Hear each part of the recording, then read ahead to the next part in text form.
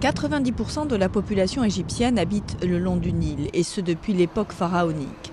Aujourd'hui, l'expansion démographique ronge de plus en plus de terrains agricoles.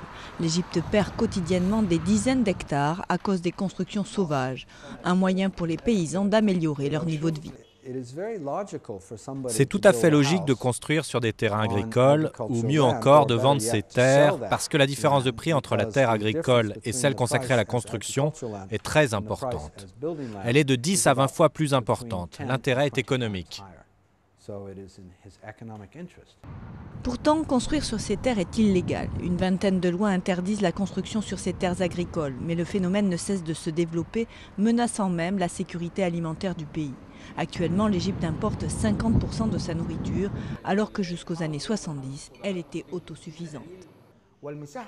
Il y a une augmentation du nombre d'habitants, et même si on augmentait la surface cultivable, cela ne suffirait pas à suivre la courbe de l'augmentation de la population.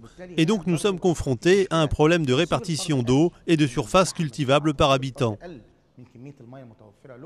La productivité des terres situées le long du Nil est très supérieure à celle des sols bonifiés du désert, et ce pour un moindre coût. Plusieurs autorités sont en charge de la lutte contre la désertification. C'est le cas ici, dans le centre de recherche des déserts, où l'on travaille sur un plan de déplacement de la population.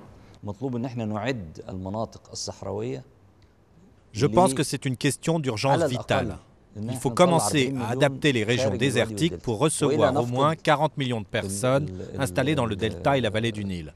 Sinon, on va perdre toute la terre fertile qui se trouve au long du fleuve. Divers projets à long terme sont en cours. 10 millions d'hectares sont menacés chaque année de désertification en Égypte.